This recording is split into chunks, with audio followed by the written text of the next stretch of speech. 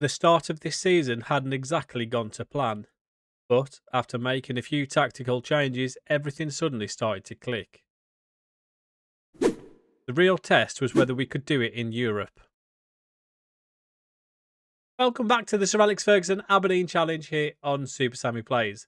And after a slow start in Europe, again, we're looking to get up to speed in this one with two more Champions League fixtures. Firstly, Newcastle and then French side Nice. And with both games being played at Pittodrie, we have to make the home advantage count in this one. We've also got some tough games coming up domestically with games against Rangers, St Mirren and Celtic in the League Cup semi-final. And yes, I am now classing St Mirren as a tough game on a par with Rangers and Celtic because every time we play them, they turn into prime Barcelona. So, can we get our first win of the season in Europe? Let's get into it and find out. And we're going to be starting this one with a game against Motherwell away from home. And what a great start it was with Simone Perfundi perfecting his free kick in that top corner. And then Perfundi's free kick again coming out to the edge of the box. And a lovely finish from Semi Kilisoi to make it 2-0. 5 minutes into the second half, we get free down the right with Hernandez and his cross finding Semi for his second goal of the game as we make it 3. And then 76th minute in, Alan Connolly looks to have got one back for Motherwell, but unfortunately for him, it was given offside, so the scoreline remains 3-0. And that is until the 86th minute, where Michael Funk wraps up the scoring with a lovely finish across goal as we go on to beat Motherwell 4-0.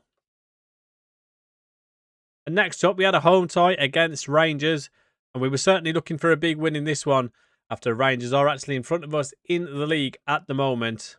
And they went close in the 26th minute there, shooting just over. And then almost identically, just a few minutes later, Jarrett getting free down the left, this time pulling it across and a good save from the goalkeeper to keep the scoreline at 0-0. We then get a chance of our own finally in the 46th minute, and it's Canazon as he has an effort saved by the goalkeeper.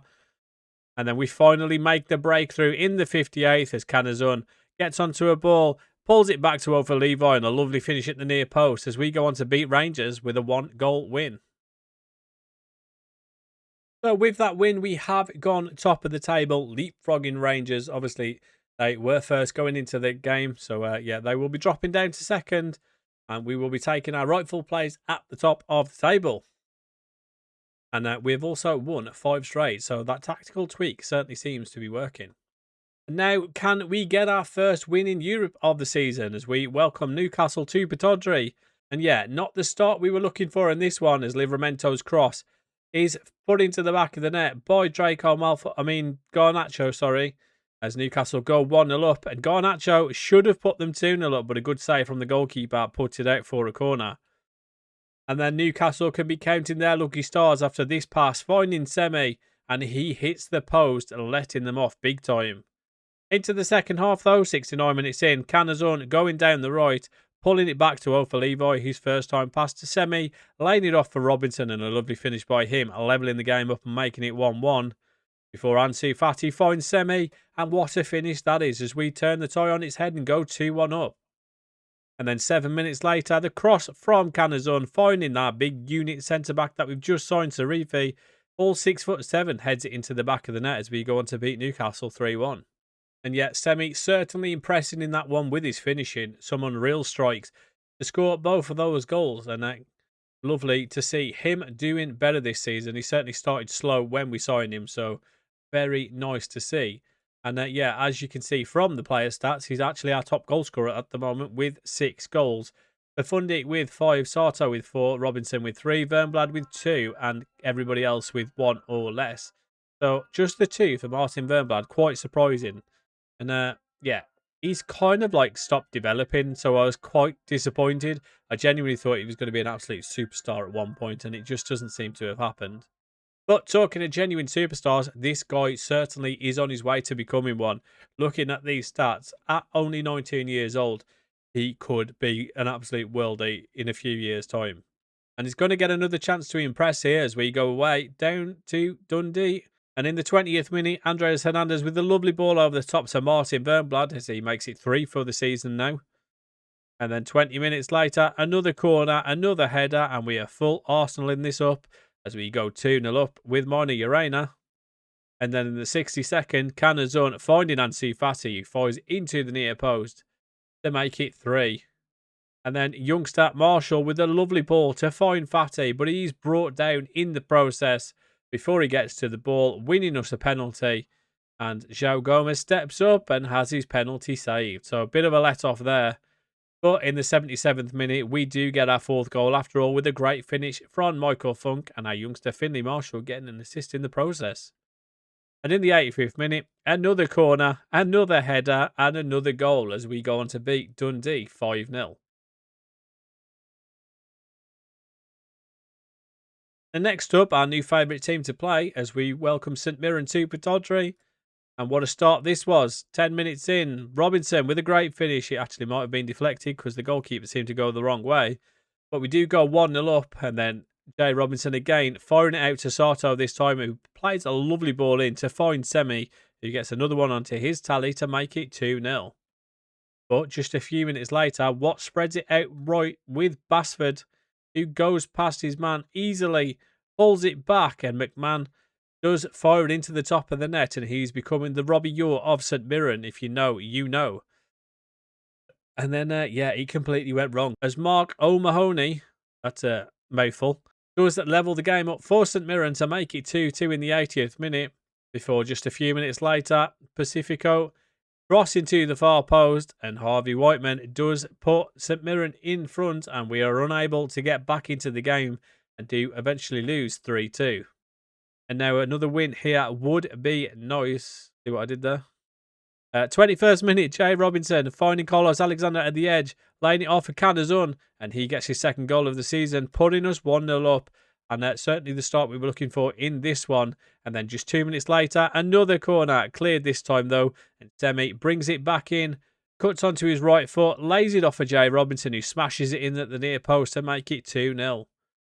Nice do get back into the game though, as Cho puts it into the back of the net, getting on to Diop's cross, and he runs back to the halfway line with the ball, but all that does is speed up us scoring our next goal as Sarifi scores another header, making it 3-1. And then just inside the second half, Sato pulling it back for Canazon. He gets tackled. Sarifi's effort coming back to Jay Robinson, and he smashes it into the back of the net and makes it 4.